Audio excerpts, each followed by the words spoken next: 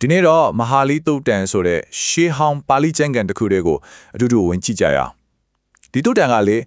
တန်ခိုးပြတိဟာတွေနဲ့ပတ်သက်တဲ့မေဟွန်လီတစ်ခုကနေအစပြုခဲ့ရဒါပေမဲ့အဆုံးသတ်မှာတော့အဲ့ဒီထက်အများကြီးပိုပြီးနက်နဲတဲ့အဖြစ်တစ်ခုစီကိုဥတီသွားမှာပါတကယ်စိတ်ဝင်စားဖို့ကောင်းပါတယ်ဇလန်စာကိုဒီလိုမြင်အောင်ကြည့်လိုက်အောင်ရှေးခေတ်အိန္ဒိယမှာပေါ့လူတွေအများကြီးကမြတ်စွာဘုရားကိုဝိုင်းဖွဲ့ပြီးဆူယုံနေကြတယ်သူတို့အားလုံးရဲ့စိတ်ထဲမှာတိကျနေတဲ့အဖြေရှာမရတဲ့မိဂုံးတစ်ခုရှိနေကြတယ်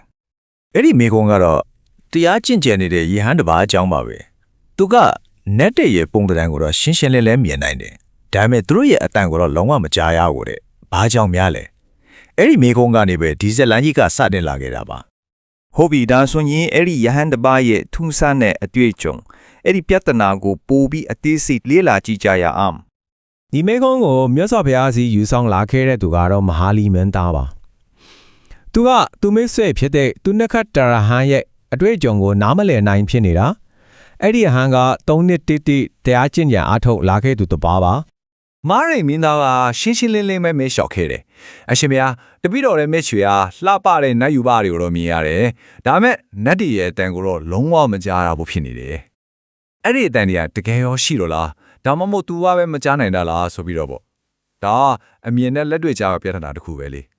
အဲ့ဒီမှာမြတ်စွာဘုရားရဲ့ပထမဆုံးအဖြေကအခြေအနေကိုပိုပြီးစိတ်ဝင်စားစရာဖြစ်သွားစေခဲ့တယ်ကိုတော်ကဟုတ်တယ်အဲ့ဒီအတန်တွေကတကယ်ရှိတယ်လို့အတီးကျလိုက်တယ်ဆိုတော့ပိုကြီးတဲ့မိဟုတစ်ခုထွက်လာပြီပေါ့ဒါဆိုရင်ဘာကြောင့်သူနခတရဲ့ဟန်ကမကြားရတာလ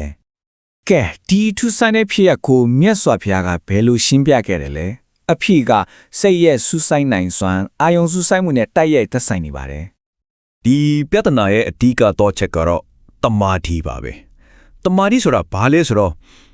့စိတ်ကိုလေးစားရောင်းကြီးတစ်ခုလိုပဲတနေရာထဲမှာစူးစိုက်ထားတဲ့အခြေအနေတစ်ခုပါအဲ့ဒီခါမှာစိတ်ဟာလုံးဝတည်ငြိမ်ပြီးတသက်မတီးဖြစ်နေတာမျိုးပေါ့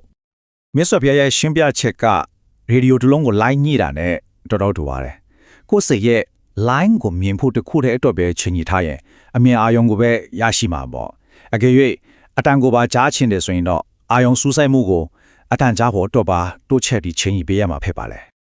ဆော့ရှင်းသွားပြီပေါ့အဓိကအချက်ကကိုယ့်ရဲ့ရွေးချက်ကကိုယ့်ရဲ့အမြင်အာရုံကိုပုံဖော်ပေးတယ်ဆိုတာပါပဲအဲ့ဒီយ៉ាងရဲ့အဝိဇ္ဇုံတဝက်ပဲရခဲ့တာဟာသူကရီမန်းချက်တဝက်ကိုပဲအာရုံစိုက်ခဲ့လို့ပါဒါပေမဲ့ဒီမာတင်ဇလန်ကမပြီးသေးပါဘူးမဟာလီမင်းသားကနောက်ထပ်မိကွန်းတစ်ခုမေးလိုက်တဲ့ခါမှာတော့အခုနကဘလို့လုပ်ရမလဲဆိုတဲ့မိကွန်းကနေဘာကြောင့်လှုပ်တင်တယ်လဲဆိုတဲ့ပိုးပြီးနည်းနည်းတဲ့ချမ်းရဘက်ကိုစကားလမ်းကြောင်းကပြောင်းတော့ခဲ့ပါတယ်မြတ်စွာဘုရားရဲ့အဖြေကတော့တကယ်ကိုအံ့ဩစရာကောင်းလောက်အောင်တိုးတိုးလေးနဲ့ဓာတ်ရိုက်ပဲစကလုံးတစ်လုံးနဲ့မဟုတ်ဘူးတဲ့အဲ့ဒီစကားတစ်ခွန်းပြီးမှပရိသတ်တစ်ခုလုံးဘယ်လောက်တောင်ညင်ကြသွားမလဲဆိုတာစဉ်းစားတာကြည့်ပါတော့အေးမေကုန်းကပဲဒီတင်ဆက်မှုရဲ့ကျန်တဲ့အပိုင်းမှာအဖြေရှာလို့ပါမဲ့အဓိကအချက်ဖြစ်လာပါတယ်ကဲတရားကျင့်ကြံခြင်းရဲ့ပန်းတိုင်ကတန်ခိုးပညာတွေရဖို့မဟုတ်ရင်ဘာဖြစ်မလဲမြတ်စွာဘုရားကအဲ့ဒီထတ်ပုံမြတ်မြတ်ပြီးပုံမွန်မြတ်တဲ့တကယ်ဤမှန်ချက်အစစ်အမှန်ကိုစပီးဖော်ထုတ်ပြသခဲ့ပါတယ်တကယ်ဤမှန်ချက်စေမဆိုတာအပြင်ပန်းကတန်ခိုးပြခြင်းမဟုတ်ပဲအတွင်းစိတ်ရဲ့နှဆိုင်တဲ့ပြောင်းလဲမှုတစ်ခုပါပဲဒါဟာဆင်းရဲဒုက္ခကနေလွတ်မြောက်ဖို့အတွက်ရှင်းလင်းတဲ့အစဉ်လေးဆင့်ပါဝင်တဲ့လမ်းစဉ်တစ်ခုဖြစ်ပြီးအစဉ်တစ်ခုစီကလွတ်မြောက်မှုစီကိုပို့ပြီးနီးတစ်ထက်နီးစေပါမယ်ကောင်းပြီအဲ့ဒါကတော့သွားရမယ်ပန်းတိုင်ပေါ့ဒါမဲ့အဲ့ဒီကိုဘယ်လိုသွားကြမလဲမြတ်စွာဘုရားကပန်းတိုင်ကိုညွှန်ပြရုံတင်မကပဲအဲ့ဒီကိုရောက်ဖို့အတွက်ရှင်းလင်းတဲ့လမ်းပြမြေပုံတစ်ခုကိုပါချပြခဲ့ပါတယ်အဲ့ဒီလမ်းမြမြေပုံကတော့အားလုံးသိကြတဲ့မက်ခင်ရှစ်ပါလမ်းစဉ်ပါပ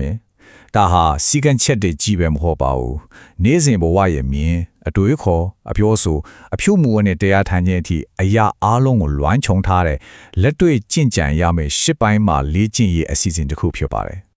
်ဒါကြောင့်နောက်ဆုံးမှာတော့မဟာလီတုတငယ်နဲ့ရလိုက်တဲ့အဓိကတင်ငင်းစရာကရှင်းရှင်းလင်းလင်းပါ